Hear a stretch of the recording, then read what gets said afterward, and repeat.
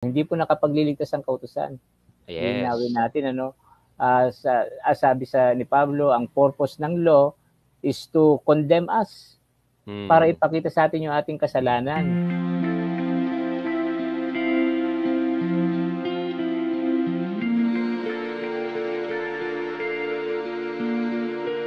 Pupunta na tayo, Mark Paul, sa verse 9, yung hinihintay ni Robert, at alam ko kung bakit gusto niya yung verse 9 na yan.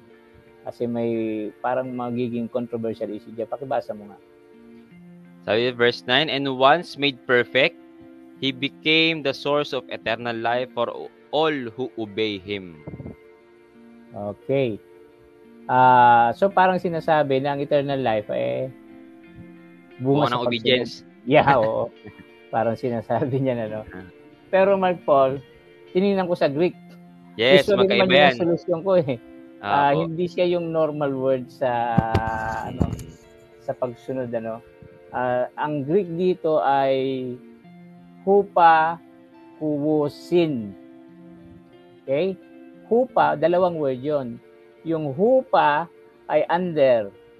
Tapos yung huwosin ay here.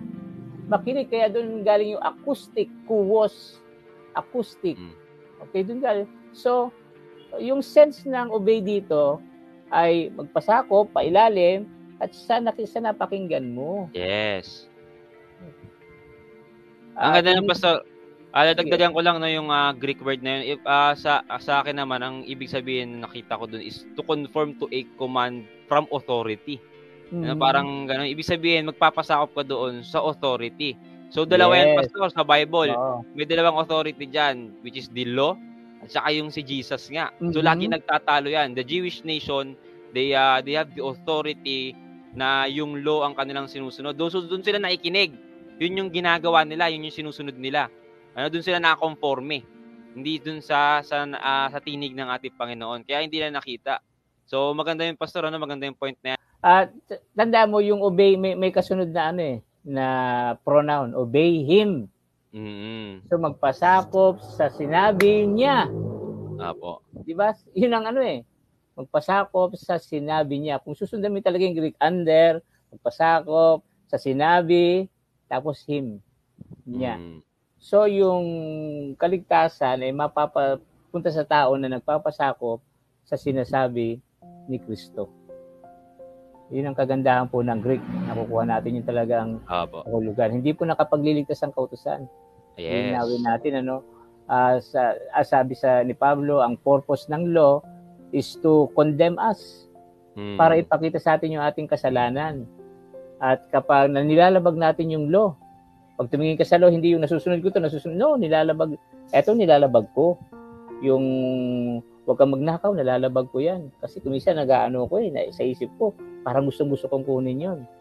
So, ang purpose ng law para ipakita sa atin yung kasalanan natin, at pag nakita natin yung kasalanan natin, hingi tayo ng tawad, and then, yung grace, lalong dadami. Yun ang sinasabi ng Romans 5:20. Where sin increase, grace much more increased. Habang nakikita mo na ikaw ay malaking makasalanan, lalong nag-i-increase yung grace sa buhay mo. Yun ang purpose ng law. Para i-condemn tayo. Hindi para magbigay ng kapatawaran, hindi nagbibigay ng kapatawaran yung kautusan, at hindi nagliligtas yung kautusan. Tanging yung biyaya ng Diyos ang nagliligtas. So dito, hindi sinasabi ng verse 9, Robert, sana yung pakinggan mo, hindi sinasabi ng verse 9 na may kaligtasan sa pagsunod. Kundi sinasabi ng verse 9 na may kaligtasan doon sa mga nagpapasakop sa sinasalita ni Jesus. Yes.